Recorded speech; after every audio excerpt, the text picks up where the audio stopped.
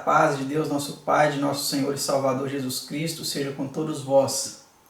Mais uma vez estudaremos aqui a Palavra de Deus, hoje com o tema 28, Santificação Bíblica. E eu convido você para juntos orarmos ao nosso Deus, antes de darmos início a este estudo de hoje. Vamos orar? Pai Santo e Eterno que habita nos altos céus, louvado e engrandecido seja o teu santo nome e o nome do seu amado Filho unigênito, nosso Senhor Jesus Cristo. Somos gratos por podermos estudar mais uma vez a tua palavra. Suplicamos as tuas bênçãos sobre os nossos telespectadores, que o Senhor abra o entendimento de cada um de nós, para que possamos compreender a tua palavra. Dá-nos também força, Senhor, para colocarmos em prática os teus ensinamentos. Todos esses favores nós suplicamos, agradecidos em nome por amor do seu amado Filho unigênito, nosso Senhor e Salvador Jesus. Amém.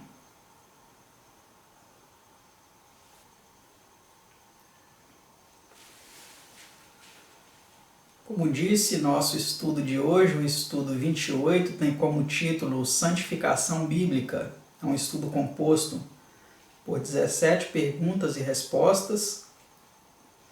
E a primeira delas vem dizendo o seguinte: que inspirada súplica estabelece a norma da vida cristã? Vamos ver que súplica é essa. Acompanhe comigo o que diz a palavra de Deus. E o mesmo Deus de paz vos santifique em tudo, e todo o vosso espírito e alma e corpo sejam plenamente conservados irrepreensíveis para a vinda de nosso Senhor Jesus Cristo. 1 Tessalonicenses 5, 23. Então essa é a súplica, né? O desejo de Deus que nós nos santifiquemos em tudo, né? Pergunta 2. Quão necessária é a santificação? Vejamos o que a palavra de Deus tem a nos dizer. Segui a paz com todos e a santificação, sem a qual ninguém verá o Senhor. Hebreus 12, versículo 14. Então, como vimos aí, a santificação é muito importante. A palavra de Deus vem nos dizendo que sem a santificação, ninguém verá o Senhor. Então, realmente é algo importantíssimo. Aqueles que querem ser salvos, buscarem santificar suas vidas diante de Deus. Pergunta 3. Que animação é oferecida como auxílio para atingir este estado? Porque talvez você possa estar pensando, mas é muito difícil se santificar, ainda mais num mundo corrompido como o que nós vivemos. Mas a palavra de Deus é cheia de ânimo para nós nesse sentido. Vamos ver que animação aqui as Escrituras têm para nós. Porque esta é a vontade de Deus, a vossa santificação. 1 Tessalonicenses 4, versículo 3. Então aqui vemos claramente que é a vontade de Deus, né? A nossa santificação. Veja essa nota aí que diz o seguinte: seja qual for a vontade de Deus a nosso respeito, pode se realizar em nossa vida, caso a nossa vontade esteja em harmonia com a sua. É, portanto, grandemente animador saber que nossa santificação se acha incluída na vontade de Deus. Então, realmente, se Deus tem essa vontade, Ele também vai nos dar forças para nós alcançarmos esse objetivo, né? Pergunta 4. Que distinto desígnio tinha Cristo ao dar-se a si mesmo pela igreja? Qual era o desígnio de Deus de Cristo quando Ele ofereceu sua vida, né? Por nós? Vamos ver a resposta. Vós, maridos, amai vossas mulheres, como também Cristo amou a igreja, e a si mesmo se entregou por ela, para a santificar, purificando-a com a lavagem da água pela palavra. Efésios 5, 25 e 26. Então, como vimos aí, Ele se entregou pela igreja, né? Aqui é feita até uma comparação da igreja com a noiva, né? Para que Ele a pudesse santificar e purificar. Esse é o propósito de Cristo, é isso que Cristo quer para a nossa vida, a nossa purificação, a nossa santificação. E isso vai além de fronteiras denominacionais. Isso vai além de placas de igrejas. Cristo ele quer nos santificar plenamente, nos ajudar a vencer a sujeira deste mundo. Essa é a sua vontade para nós. Pergunta 5. Que espécie de igreja poderia ele assim apresentar a si mesmo? Vamos ver a resposta. Para apresentar a si mesmo igreja gloriosa, sem mácula, nem ruga, nem coisa semelhante, mas santa e irrepreensível. Efésios 5, 27. Então vemos aí claramente, né, o tipo de igreja que ele quer apresentar a si mesmo, né? Uma igreja gloriosa, sem mácula, nem ruga, nem coisa semelhante. Então quem vai compor essa igreja são realmente as pessoas que estão se santificando. Aquelas das mais variadas denominações que estão se purificando, se santificando, é que farão parte dessa igreja gloriosa. Uma igreja sem ruga, a ruga aqui representando o pecado, né? Os erros, mas santa e irrepreensível. Vamos para a pergunta 6 agora. Que atitude deve a pessoa manter para com a verdade no caminho da santificação? Vejamos a resposta na palavra de Deus. Mas devemos sempre dar graças a Deus por vós, irmãos, amados do Senhor, por vos ter Deus elegido desde o princípio para a salvação, em santificação do Espírito e fé da verdade. 2 Tessalonicenses 2, 13. Então essa é a atitude, né, que nós devemos manter para com a verdade. Precisamos ter fé na verdade. A verdade ela é importantíssima neste processo. Pergunta 7. Que instrução mostra que a santificação é obra progressiva? Vejamos então. Antes crescei na graça e conhecimento de nosso Senhor e Salvador Jesus Cristo, segundo Pedro 3, versículo 18. Então vemos aqui claramente que é um processo, e nós precisamos estar nesse processo ascendente, progressivo. Precisamos crescer na graça e no conhecimento de nosso Senhor e Salvador Jesus Cristo. Pergunta 8. Que declaração do apóstolo São Paulo acerca de sua própria vida cristã acha-se em harmonia com isso? Então vamos ver o que Paulo disse a respeito de sua própria vida, que está em harmonia com isso aqui que vimos anteriormente. Irmãos, quanto a mim, não julgo que o haja alcançado, mas uma coisa faço, e é que esquecendo-me das coisas que atrás ficam e avançando para as que estão diante de mim, prossigo para o alvo, pelo prêmio da soberana vocação de Deus em Cristo Jesus. Filipenses 3, 13 e 14. Então vimos aqui claramente que o apóstolo Paulo tinha essa consciência, né, da progressão espiritual. Ele não se julgava já salvo, não se julgava já como tendo alcançado, mas ele afirmava que estava prosseguindo para o alvo. O alvo dele estava definido e ele estava lutando para alcançá-lo, né? Pergunta 9. Por meio de que é realizada essa purificação do pecado e adaptação ao serviço de Deus? Vamos ver por meio de que isso acontece. Porque se o sangue dos touros e bodes e a cinza de uma novilha esparzida sobre os imundos os santifica quanto à purificação da carne, quanto mais o sangue de Cristo, que pelo Espírito Eterno se ofereceu a si mesmo imaculado a Deus, purificará as vossas consciências das obras mortas, para servirdes ao Deus vivo. Hebreus 9, 13 e 14. E também capítulo 10, versículo 29. Então, como vimos aí, amados, o sangue de Jesus tem poder para nos purificar, para nos restaurar. Precisamos crer nisso, né? Pergunta 10. Que mudança é assim operada? Vejamos então o que a palavra de Deus nos diz a respeito dessa mudança. E não vos conformeis com este mundo, mas transformai-vos pela renovação do vosso entendimento, para que experimenteis qual seja a boa, agradável e perfeita vontade de Deus. Romanos 12, verso 2. Então, como vimos aí nesse texto de Paulo, precisamos nos transformar, renovar nosso entendimento, nos purificar para experimentarmos qual seja a boa, perfeita e agradável vontade de Deus. É necessário termos essa preocupação, não é mesmo? Pergunta 11. Pode alguém jactar-se de não pecar? Será que alguém pode se vangloriar dizendo assim, eu não peco? Vamos ver o que a palavra de Deus diz.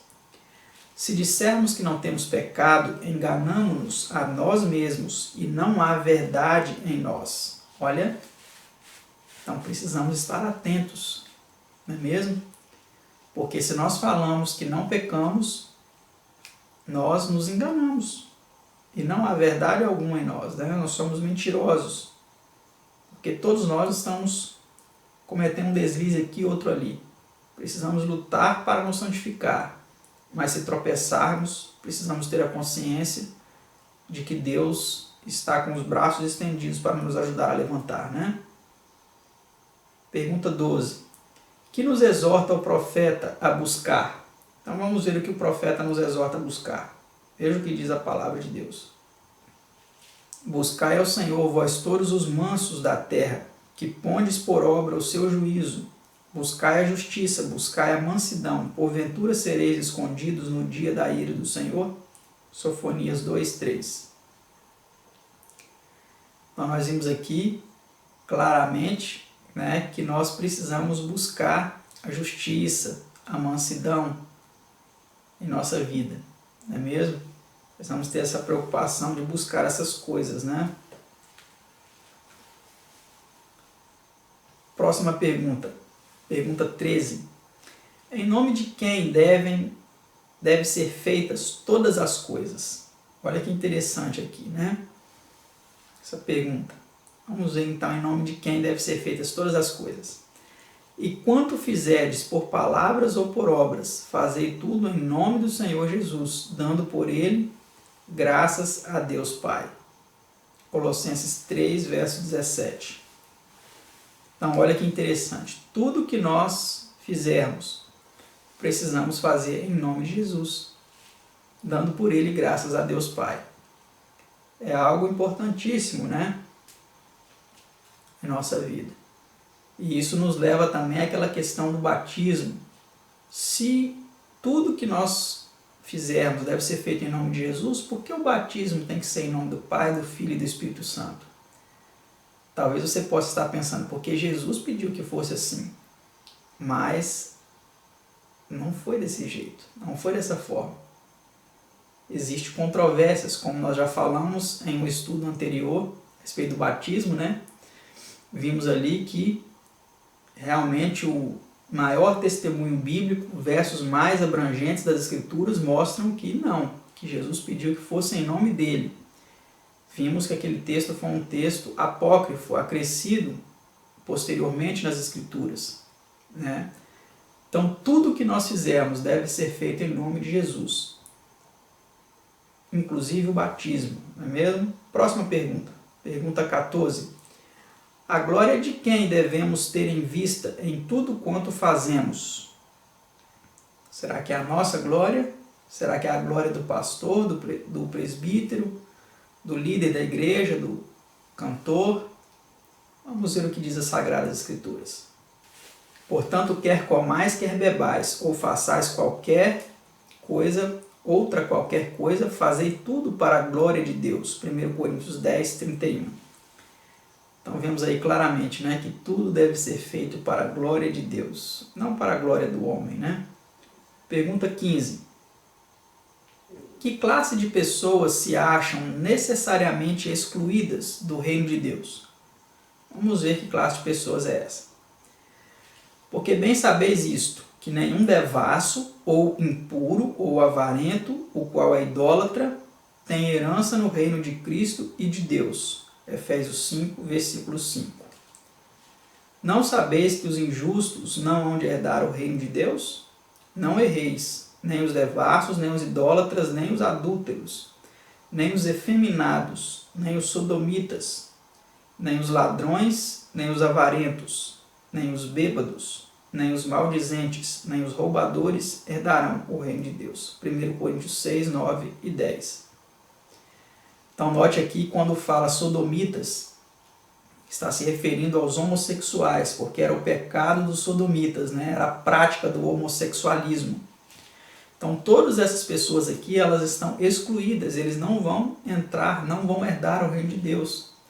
Mas é importante notarmos que da mesma forma como os ladrões, os sodomitas, os adúlteros não vão entrar no reino de Deus, também os maldizentes não vão entrar, os avarentos. E olha só que interessante, a avareza aparentemente não é um pecado muito grave, mas aos olhos de Deus sim é grave. Nós vimos aqui em Efésios 5:5 que a avareza é idolatria, porque a pessoa está idolatrando os seus bens, as suas posses.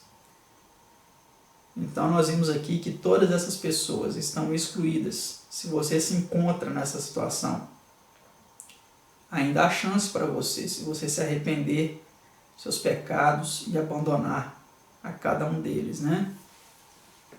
Vamos para a próxima pergunta, a penúltima pergunta de nosso estudo, a pergunta 16. O que precisa ser purificado e eliminado de nossa vida se quisermos ser santos? Você quer saber o que precisa ser eliminado e purificado de nossa vida? Se você realmente quer ser uma pessoa santa, quer se purificar, veja o que diz a palavra de Deus. Mortificai, pois, os vossos membros que estão sobre a terra, a prostituição, a impureza, o apetite desordenado, a vil concupiscência e a avareza, que é a idolatria, pelas quais coisas vem a ira de Deus sobre os filhos da desobediência. Colossenses 3, 5 e 6. Vendo aí, então, precisamos estar atentos com relação a essas coisas. Até o apetite desordenado é colocado aí, né? A avareza, mais uma vez, indicada como idolatria. Então, sobre essas coisas aí, o texto vem dizendo que vem a ira de Deus sobre os filhos da desobediência. Se quisermos ser santos, precisamos abandonar essas coisas. E a última pergunta, a pergunta 17. Quando purificado desses pecados, em que condição se encontra o homem e para que está preparado? Vamos ver a resposta. Se alguém se purificar destas coisas, será vaso para a honra, santificado e idôneo para o uso do Senhor e preparado para toda a boa obra. 2 Timóteo 2, 21. Então nós vemos aí que se nós nos purificarmos dessas coisas, né, estaremos preparados para toda a boa obra. Seremos vasos dedicados ao Senhor para o seu ministério, para a sua obra, para sermos usados por Ele, né? Então, como vimos aqui em nosso estudo, a santificação bíblica, ela exige de nós o abandono dos pecados. Ela exige de nós a purificação de nossas vidas. O abandono de vários erros que muitas vezes são considerados insignificantes, mas para Deus são repulsivos aos seus olhos. Até a maledicência, precisamos deixar, né, estes erros, esses pecados, para vivermos uma vida reta diante de Deus. Vou recitar um poema aqui que tem ao fim de nosso estudo, de nosso livro Estudos Bíblicos, né? E acompanhem conosco aí. Normas. Homem, reprime os gestos negros, brutos, com que ao teu irmão feres, magoas. Porque não colhes os divinos frutos, não trabalhas, não sofres, não perdoas. Da vida humana os rápidos minutos, porque de trevas trágicas poucas, ódios a derramar pesados lutos, em vez de frases delicadas, boas. Procura a todo custo a voz divina, semeia o trigo e o amor que serás forte. A mão assim feliz não assassina, do desgraçado chora a iníqua sorte. A bondade é a força cristalina a prolongar a vida além da morte. Tito de Barros. Que Deus nos abençoe, que nós possamos a cada dia estar lutando pela nossa santificação, sem a qual, nós vimos aqui, ninguém verá o Senhor, possamos abandonar nossos pecados, nossos erros, estar nos purificando diante de Deus, para podermos assim alcançar a vida eterna em Cristo Jesus nosso Senhor. Que Deus os abençoe, convide seus amigos para assistir esses estudos, compartilhe esses estudos com seus amigos e que Deus nos abençoe e até o nosso próximo estudo, se assim Deus nos permitir. Tchau!